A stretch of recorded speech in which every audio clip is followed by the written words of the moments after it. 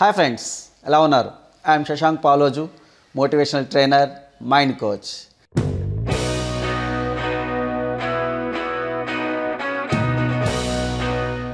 ఈ రోజుల్లో ప్రతి పేరెంట్కి, టీచర్స్కి, అందరికి ఒక సమాజంలో ఒక సమస్య ఉంది. ఏంటంటే పిల్లలకి చదువుని ఎట్లా అలవాటు చేయాలి, వాళ్ళంతా వాళ్ళే చదువుకునేట్టు ఎలాగ చేయాలి అనేది పెద్ద సమస్య. సో దానికోసం చిన్న చిన్న టిప్స్ ఈ వీడియోలో డిస్కస్ చేద్దాం. ఫస్ట్ ఏంటంటే ఒక పిల్లవాడికి ఎవరైనా కానీ వాడంతలా వాడే చదువుకునే వాతావరణాన్ని క్రియేట్ చేయాలనుకుంటే మొదట్లో కొన్ని 4-5 టిప్స్ ఉన్నవి. ఫస్ట్ ఏంటంటే వాడికి ఒక టైం సెట్ చేయాలండి. అంటే ప్రతిరోజు స్టూడెంట్ స్కూల్ నుంచో కాలేజ్ నుంచో వచ్చిన తర్వాత కొంత టైం రిలాక్సేషన్కి ఇచ్చి ఒక particular time 5:30 or 6:30 or 7:30 or whatever it, ఏదైనా ఒక టైం తీసుకొని ప్రతిరోజు అదే టైంలో వాడు చదువు స్టార్ట్ చేసేటట్టుగా ప్లాన్ చేయాలి. ఇలా ప్లాన్ చేయడం వల్ల ఏమవుతుందో వానికి ఒక సిస్టమేటిక్గా కూర్చోవడం అలవాటు అవుతుందండి. రెండోది అంటే రెండో పాయింట్ ఏంటంటే ఒక ప్లేస్ సెట్ చేయాలి. అంటే వాడు ఎక్కడ టీవీ ముందు కూర్చోనో, లేకపోతే బెడ్రూమ్లో కూర్చోనో, ఇంకెక్కడ కూర్చొని చదవడం కాకుండా ఒక పర్టికులర్ ప్లేస్ ఇచ్చేసినట్లయితే ఆ ప్లేస్లో వాడికి టీవీ అలాంటివి, మొబైల్స్ ఇలాంటి అందుబాటులో ఉండకుండా ఒక పర్టికులర్ ప్లేస్లో కూర్చోబెట్టాలి. వాడిని ఈ ఒక పర్టికులర్ ప్లేస్లో కూర్చోబెట్టి చదివిస్తున్నప్పుడు ఆ టేబుల్ పైన కానీ లేదా ఆ చదివే అట్మాస్ఫియర్లో కానీ ఎలాంటి బుక్స్ వేరే ఇతరత్ర వాడిని చదవాల్సిన సబ్జెక్టు సంబంధించింది కాకుండా మిగతాది ఏది కూడా ఆ టేబుల్ మీద ఉండకుండా ప్లాన్ చేసుకోవాలి. దానివల్ల ఏమవుతుంటే చిన్న చిన్న డివియేషన్స్ వస్తుంటాయి.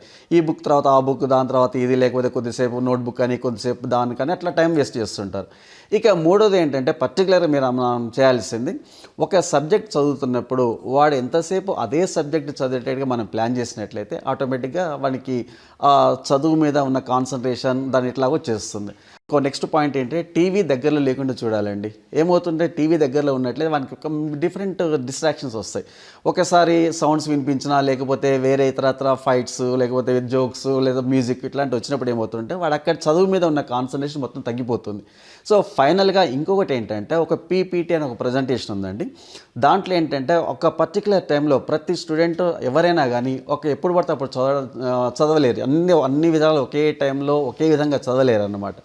కొంతమంది పిల్లలు ఏం చేస్తారంటే మార్నింగ్ ఎక్కువసేపు చదవగలరు, కొంతమంది స్టూడెంట్స్ నైట్ ఎక్కువసేపు చదవగలరు. అట్లా ఒక పర్టికులర్ టైంలో మనం స్టూడెంట్స్ని అబ్జర్వ్ చేసి వాడి మెంటాలిటీకి అనుకూలంగా వాడు స్టూడెంట్ నైట్ ఎక్కువసేపు చదవగలుగుతున్నాడా, లేదా పర్ఫెక్ట్ పెర్ఫార్మెన్స్ చేయగలుగుతున్నాడా, లేకపోతే రెండవది ఏంటంటే మార్నింగ్ ఎక్కువ పెర్ఫార్మెన్స్ చేయగలుగుతున్నాడా అనే విషయాన్ని ఒక పేరెంట్గా మనం అబ్జర్వ్ చేసినట్లయితే వాడిని ఆ టైంలో మనం ఎంకరేజ్ చేసుకుంటూ పోవచ్చు. సో ఇవన్నీ అలవాటు చేసిన తర్వాత కూడా ఒక పెద్ద సమస్య వస్తుంది. ఒక స్టూడెంట్ ఎగ్జామ్ రాయాలనుకున్నప్పుడు ఆ ఎగ్జామ్లో టెన్షన్, యాంగ్జైటీ ఇవన్నీ వచ్చేస్తాయండి వాడికి. దానికి ఎందుకు వస్తున్నాయంటే దానికి రీజన్ ఏంటంటే బేసికల్లీ ఒక జనరల్గా స్టూడెంట్ ఏంటంటే ఎగ్జామ్ని రాస్తాడు అక్కడ. సో ఇంట్లో వచ్చేటప్పటికి ఏమవుతుంటే వాడు చదువుతున్నాడు. చదవడానికి రాయడానికి మధ్య ప్రతి స్టూడెంటు, ఈవెన్ స్టూడెంట్ నుంచి, హై స్కూల్ స్టూడెంట్ నుంచి డిగ్రీ స్టూడెంట్ వరకు, ఇంజనీరింగ్ స్టూడెంట్ ఎవరైనా తీసుకోండి, చదవడానికి ఎగ్జామ్ రాయడానికి మధ్యలో 4 దశలు ఉంటాయండి సైకాలజీలో. స్టూడెంట్ సైకాలజీ అబ్జర్వ్ చేసినట్లయితే ఫస్ట్ దశ ఏంటంటే చదవడం. అంటే వాడు ఏం చదువుతున్నాడో అది పర్ఫెక్ట్గా చదవాలి. ఇక రెండవ దశ ఉందండి, ఏంటంటే చదివిన దాన్ని మనసులో నిలుపుకోగలగాలి. అది అంటే దాన్ని అట్లాగే స్టేబుల్గా మనసులో ఉంచుకోగలగాలి.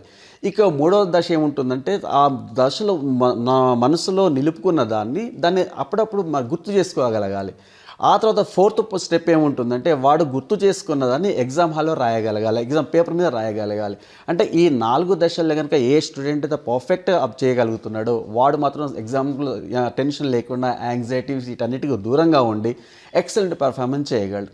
అసలు బేసికల్లీ దీంట్లో ఏమవుతుందంటే ఒక స్టూడెంట్ని లేదా ఒక విద్యార్థిని వాళ్ళ తల్లిదండ్రులు కనుక ఏ విధంగా వాడిని కావాలని కోరుకుంటున్నారో అది ఎగ్జాక్ట్లీ స్టూడెంట్కి జరిగిపోతుంది అనమాట. దాన్ని క్లియర్ ఎక్స్ప్లెయిన్ చేస్తా. సపోజ్ ఒక స్టూడెంట్ ఉన్నాడు, వాడి పేరెంట్స్ వాడు ఒక మంచి డాక్టర్ కావాలని వాళ్ళు ఊహించుకుంటున్నారు. అంటే వాళ్ళ గురించి కరెక్ట్గా తెలుసుకున్నారు, వీడు డాక్టర్ అవుతాడు అనుకున్నాడు. అంటే దీనివల్ల ఏమవుతుంది, స్టూడెంట్ని పేరెంట్ అట్లా అనుకోవడం వల్ల ఆ పేరెంట్ బిహేవియర్ మారుతుంది. అంటే స్టూడెంట్తో తండ్రి ప్రవర్తించడం వల్ల, పేరెంట్స్ ప్రవర్తించడం వల్ల దాన్ని స్టూడెంట్ నమ్ముతాడు, నమ్మి యాస్గా దాన్ని ఫాలో అవుతుంటాడు. ఓకే, నా మీద ఈ ఎక్స్పెక్టేషన్స్ ఉన్నాయి నాకు అర్థమైపోతుంది అన్నమాట.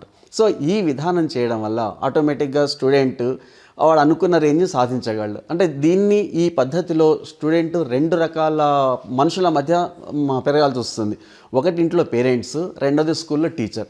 వీళ్ళిద్దరు కూడా సమన్వయం ఏర్పాటు చేసుకొని ఒక విద్యార్థిని కనుక అన్ని విధాలా నమ్మేటట్టుగా వాడిని ముందుకు తీసుకుపోగలిగినట్లయితే వాడి చదువు వానికి అలవాటైపోతుంది, అనుకున్న ర్యాంకులు సాధించగలడు. అంటే దీంట్లో మీరు ఫైనల్గా గుర్తుంచుకోవచ్చు అంటే ప్రతి స్టూడెంట్ కూడా 4 దశల్లో వాడు సక్సెస్ఫుల్ అవుతున్నాడు. ఫస్ట్ దశ ఏంటంటే చదవడం, రెండవది చదివిన దాన్ని మనసులో నిలుపుకోవడం, మూడవ దశ ఏంటంటే మనసులో నిలుపుకున్న దాన్ని అప్పుడప్పుడు గుర్తు చేసుకోవడం, ఫైనల్గా 4వ దశలో ఆ స్టూడెంట్ ఎగ్జామ్లో దాన్ని అప్లై చేయడం. ఇవన్నీ సిస్టమేటిక్గా జరిగినట్లయితే స్టూడెంట్ మార్కులతో పాటు వాడు అనుకున్న విధంగా లైఫ్లో సక్సెస్ అవ్వగలడు. పేరెంట్స్కి స్టూడెంట్కి మధ్య స్ట్రాంగ్ రిలేషన్ ఏర్పడుతుంది. So thank you very much.